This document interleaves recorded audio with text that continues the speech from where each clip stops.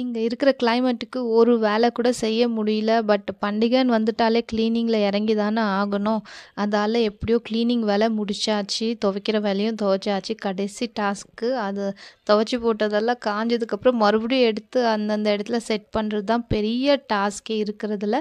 So எல்லாத்தையும் set பண்ணியாச்சு. லாஸ்ட்டாக இருந்தது கர்ட்டன்ஸ் தான். கர்ட்டன்ஸையும் கரெக்டாக வீட்டில் விண்டோஸ்லலாம் மாட்டினதுக்கப்புறம் தான் வீடு வீடாகவே இருக்குது. நீங்கள் எல்லாம் பொங்கலுக்கு ஷாப்பிங் பண்ணிட்டீங்களா அப்படின்னு கமெண்ட் பண்ணுங்கள். நாளைக்கு போகி பொங்கல், எல்லாருக்குமே அட்வான்ஸ் போகி பொங்கல் வாழ்த்துக்கள்.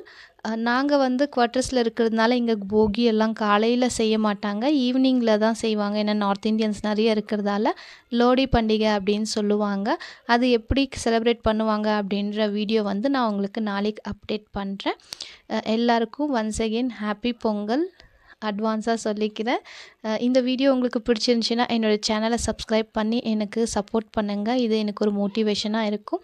நாளையிலேருந்து பொங்கல் வீடியோஸ் பார்க்கலாம். டாடா.